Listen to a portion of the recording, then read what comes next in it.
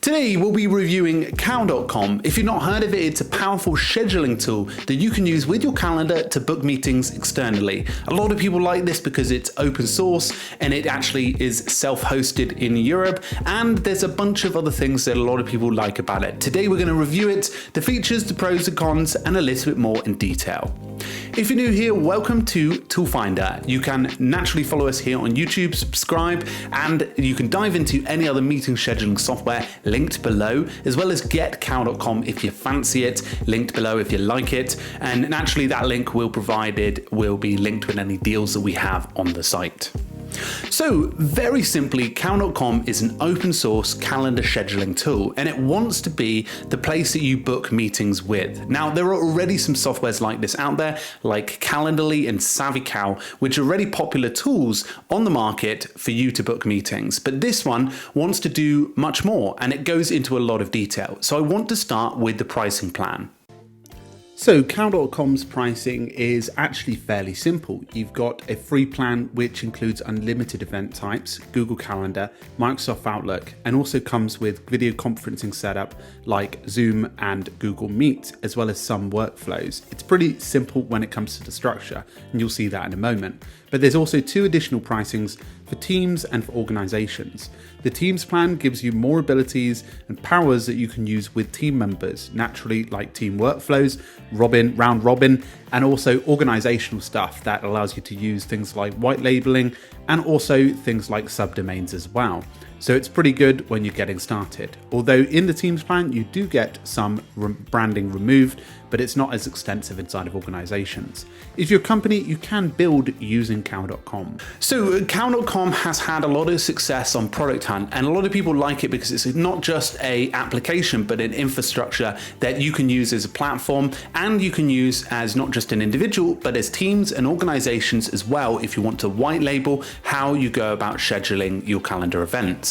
So now it's time to take a look into some more details on Cal.com and how it works. So this is what it looks like in Cal.com, and it's fairly simple in nature. What's nice is you can create as many event types as you want, and event types can just essentially be new events that you can reorganize meetings for on a routine basis. So for example, if you want a 30-minute one, you can set that up, a 15-minute one, a secret meeting, for example, that you don't want any others to see. And this is what they look like when you preview them or send them to another person. As you can see, you can go ahead and select the dates. It will default to Cal Video, which I'll explain in a moment, but naturally the other person can change it to 24 hours and it will change based on their time zone. They can also go up to the top right hand corner and change this into a much more in-depth view, which allows you to overlay to your calendar as well, which is very helpful for booking time with another person. Now, naturally, you can go into settings and add a calendar if you've not connected one, so that you can make sure you book the right and correct time, which is helpful when connecting the likes of the Google and Outlook, etc., as well as Apple Calendar for booking time with other people. These are really easy to create. If you click into them, you can see much more detail about the event setup. You can add title, description, change the URL if you want to. For example, if you have a set duration at 30 minutes, you can change this here.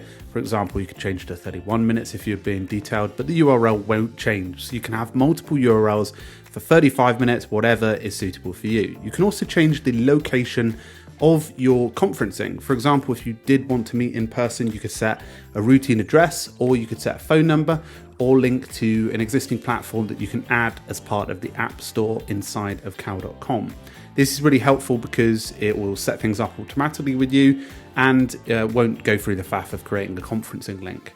You can also set it up around your availability, which you can set in settings. If you press edit availability down here, you can go and change what a typical week looks like for you. For example, if on a Thursday it shuts off at 2:30 for you, that will naturally be saved in the top and naturally change inside of the availability. You can also choose some limitations when it comes to booking frequency, the buffer time between meetings, which is helpful, something that will save you a bit of time when, for example, you're doing back-to-back stuff and you need that time to prep for an existing meeting. Or you can also set up some booking questions, which naturally appear after somebody's booked, so you can get a bit more detail about each person and get some information. You can set them as required or optional. Now, there are some workflows that you can set up. Here's one that I set up earlier, and if I press edit, you can see the workflow is a text one, although I meant email. It basically means that you can set a when and if statement. So for example, if a new event is booked, it will naturally do this and come up a big email string for you with a subject and body. And that's really helpful for just saving that time for systems that you have in place. So you can see any bookings that you have created. Here's one I've got coming up with Amir, and because I've connected my calendar, it's coming up and I can instantly join the meeting, as well as see any recurring ones for one-to-ones or past meetings that have happened between me and other people. You can also check recordings if you recorded it through a Cal video link, which is very helpful. And there is some App Store, which is pretty extensive when it comes to connecting up functions for the workflows ability, which means that you can set up conferencing, automation, and things can basically have a knock-on effect when you create things inside of cal.com. Now, there are some additional abilities for Teams, but this is a routing form which will help you to direct attendees to the correct destination. And there's insights for really digging into detail with Teams, so you can see when bookings were cancelled and things like that. And a pretty extensive settings area in which you can change things like out of office, conferencing, and even the appearance of your site. But overall, it's pretty impressive in terms of its features, and there's a public page that you can create for each person. So for individuals, this is actually going to be pretty decent. When I was looking at the pros and cons of this, I found that the pros were definitely the event types. In Calendly, you are limited to, I believe, one event type, or at least last time I reviewed it, which is a definite limitation to the experience. The cons of this application, I couldn't really find any specific ones.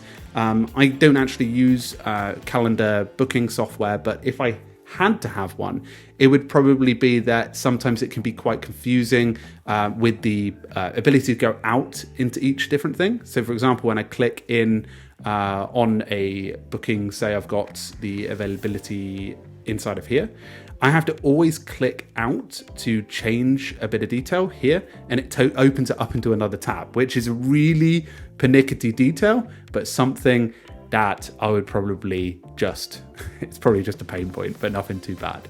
But overall, I found cal.com a pretty impressive platform that people like because it's open source and it's ranked very well out there. So that was cal.com in more detail. So looking at cal.com, it's probably best if you're looking for something all round. For individuals, it's absolutely awesome because you've got unlimited event types and also much more freedom and flexibility than you do with the likes of Calendly and SavvyCal, comparably to those applications. And it's quite easy to set up, and you can get started with a few simple workflows and upgrade for more if you did want to. The premium pricings are naturally much more expensive for those who are looking to take it into their system much more seriously, and probably is suitable when looking at booking event times as your company correlates it to the output of what you do. So for example, if you're a yoga company that books tons of yoga appointments, then it might be suitable for you, or you're somebody that books loads of client meetings externally. So that was our review of cal.com. If you enjoyed it, again, there might be a deal attached to the link below, so find out more details there. And if you're interested in exploring more tools, check out Toolfinder. Do subscribe, and I will see you soon. It's been Francesco D'Alessio, and I'll see you in a future video. Cheerio.